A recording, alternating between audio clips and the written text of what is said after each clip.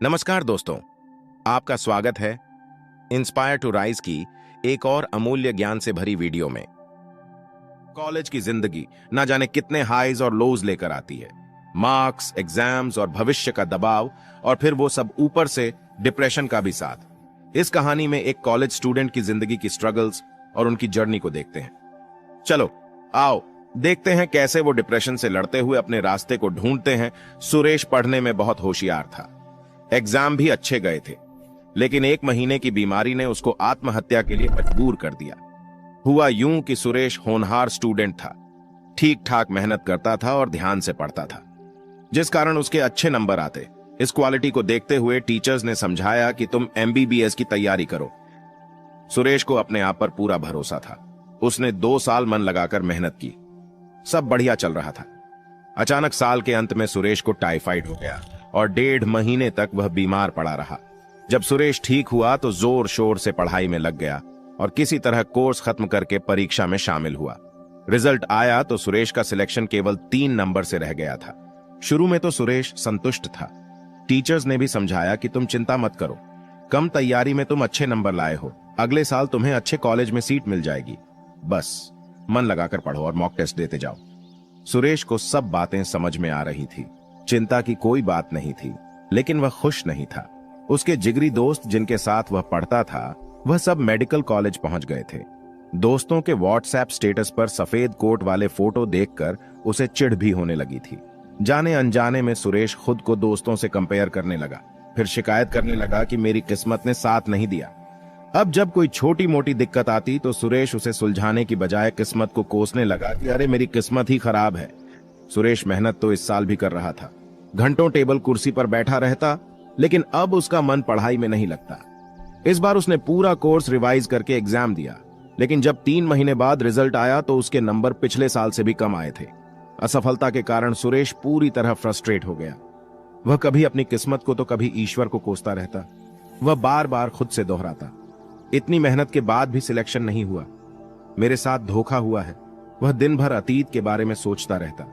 अगर कोई टोक दे तो उसे पूरे दिन बुरा लगता और वह बदला लेने की सोचता। उसके बदले व्यवहार के कारण लोगों ने उसे समझाना भी छोड़ दिया था। एक दिन सुरेश पूरी तरह हताश होकर एक पहाड़ की तरफ चल दिया कि ऐसे जीने का क्या मतलब जब मन को चैन नहीं मिल रहा। सुरेश काफी देर तक चोटी के किनारे खड़ा रहा। उसे समझ नहीं आ रहा था कि मैं क्या करूं, कैसे छलांग लगाऊं। तभी पीछे से आवाज आई। पीछे से वह आवाज नहीं, आज्ञा थी। सुरेश के पैर अपने आप पीछे हट गए। उसने पीछे मुड़कर देखा तो एक अधेड़ उम्र का योगी या साधु जैसा दिखने वाला आदमी खड़ा है। योगी तो एक नजर में ही सब कुछ समझ गया था। उसने पूछा, क्या हुआ तुम्हारे साथ जो तुम कूदने जा रहे थे? सुरेश ने सारी बात बता दी। आज पहली बार सुरेश ने अपने मन का दुख किसी के साथ बांटा तो उसे काफी हल्का महसूस हुआ। योगी ने सुरेश से कहा, यह बहुत छोटी समस्या है जिसे तुमने बड़ा बना लिया है। अगर तुम चाहो तो मैं इस परेशानी का आसान हल दे सकता हूं। सुरेश ने कहा, मुझे जल्दी बताइए, मुझे क्या करना होगा? मैं हर हाल में बुरी बातों और असफलता को भूलना चाहता हूं। योगी ने कहा, मेरी कुटिया पास में ही है, वहीं बैठकर बात करेंगे। कुटिया के आते ही योगी ने सुरेश को पेड़ के पास बैठाया और अपनी कुटिया के अंदर चले गए। थोड़ी देर बाद योगी बाहर आए। उनके हाथ में एक जलता हुआ दीपक था। उन्होंने सुरेश से बोला, हाथ आगे बढ़ाओ और इस दीपक को पकड़ो। योगी ने सुरेश से पूछा, इस दीपक का वजन कितना होगा? सुरेश ने कहा, कुछ खास वजन नहीं है इस दीपक में। योगी ने कहा, कुछ देर इस दीपक को यूं ही पकड़े रहो, बस अपने नजदीक मत लाना। कुछ देर में ही सुरेश के हाथ दुखने लगे। योगी ने फिर पूछा, अगर तुम इसी तरह दीपक को 1 घंटा पकड़े रहो तब क्या होगा? सुरेश बोला, ऐसा करने से हाथों में दर्द होने लगेगा। योगी ने कहा, और अगर दीपक को पूरा दिन पकड़े रहो तब क्या होगा? सुरेश ने कहा कि हाथ सुन्न पड़ जाएगा, मांसपेशियों में खिंचाव बढ़ जाएगा। योगी ने कहा, क्या इस दीपक के वजन में कोई अंतर आया है? सुरेश ने कहा, नहीं, दीपक का वजन तो पहले ही जितना है। योगी ने कहा, जैसे दीपक हल्का होने के बावजूद हाथ को चोट पहुंचा सकता है, वैसे ही छोटी मोटी बात, चिंता न करने वाली बात अगर दिन भर पकड़े रहोगे तो भी अपने आप को भयंकर कष्ट में डाल लोगे। योगी ने कहा, जैसे कष्ट से बचने के लिए आपको बस दीपक नीचे रखना है, वैसे ही तुमको अपनी चिंता और शिकायत को नीचे रखना है। तुम्हारी कहानी चिंता, तुलना, शिकायत से लेकर असफलता और फ्रस्ट्रेशन की है। ये सब तुम्हारे पहले विचार के साथ शुरू हुआ, जब तुमने सोचा कि मैं पीछे रह गया, और यह विचार बार बार मन में चलता रहा। और ये विचार बार बार मन में चलता रहा, तब इसने तुलना यानी कंपैरिजन का रूप ले लिया। फिर कंपैरिजन ने शिकायत का रूप लिया। जब शिकायत की आदत पड़ गई तो तुम्हारे मन का चैन ही खत्म हो गया।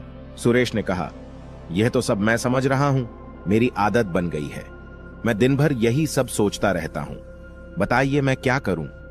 योगी कहते हैं कि सबसे पहले इस बात को समझो कि जीवन में कभी न कभी यह हम सबके साथ होता है। हम प्लान बनाते हैं, मेहनत करते हैं, लेकिन वह पूरे नहीं हो पाते। इसमें न किस्मत की गलती है न हमारी, बस हम नए सिरे से दोबारा कोशिश करते हैं। यह सब तुम्हारे साथ छोटी उम्र में हो गया। तुमने ईमानदारी से मेहनत की, लेकिन रिजल्ट नहीं मिला। लेकिन अगर तुम इस घटना से सीख लो, शिकायत और नेगेटिव विचारों को छोड़कर अच्छाई देखो और अपने काम में मन लगाओ, तो फिर जीवन में तुम्हें असफलता कभी नहीं रोक पाएगी। सुरेश अब उत्सुक था। उसे समझ में आने लगा कि उसे एक नई स्किल सीखनी है। यह घटना उसके जीवन का एक बड़ा लेसन बन गई। उसने योगी से पूछा, मुझे यह तो समझ आ गया कि पुरानी बातों को बोझ नहीं बनाना है, पर यह सब मैं करूंगा कैसे? योगी ने कहा, हमारा इंसानी दिमाग इस तरह से प्रोग्राम्ड है कि या तो यह धन्यवाद महसूस कर सकता है या फिर चिंता कर सकता है।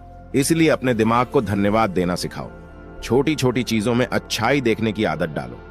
ऐसा करने से कुछ देर तो तुमको चैन मिलने लगेगा, लेकिन कभी कभी धन्यवाद देने से काम नहीं चलेगा। हर रात सोने से पहले तुम्हारा मन हल्का हो जाना चाहिए। आज के दिन की गलती और दुख कल परेशान नहीं करना चाहिए, तभी जीवन में प्रगति होती है। इसलिए सोने से पहले तुम्हारा मन हल्का होना बहुत जरूरी है। ऐसा करने के लिए हर शाम को वह सभी बातों को लिखना शुरू करो जिनके कारण तुम परेशान थे, और उसके लिए भी धन्यवाद लिख दो। फिर 2 लाइनें लिखो कि आज तुमने क्या अच्छा किया, और 2 लाइनें कल तुम क्या बेहतर कर सकते हो। बस ये 3 चीजें लिखो। इससे मन को सुकून मिले। कल कुछ बेहतर करने की इच्छा होगी। ऐसा करो और चैन से सोने चले जाओ। इस नाइट रूटीन को अपने जीवन में प्राथमिकता दूं। ऐसा करने से तुम हमेशा हल्के मुस्कुराते बने रहोगे, हमेशा मन लगाकर काम करोगे, और कोई भी बड़ा हादसा या रुकावट तुम्हें परेशान नहीं कर पाएगी। सुरेश आज बहुत खुश था। उसे लगा कि मैं 2 साल फेल नहीं हुआ, बल्कि मुझे जीवन का अमूल्य लेसन मिला है। उसे लगने लगा, अब जो भी होगा, जो भी मुश्किल आएगी, मुझे आगे बढ़ाएगी और एक बेहतर इंसान बनाएगी। उसने अपने मन में नोट किया कि मुझे हर रात बस 3 बातें लिखनी है। आज के दिन की परेशानी के लिए धन्यवाद देना है। आज क्या अच्छा किया और कल एक के दिन की परेशानी के लिए धन्यवाद देना है।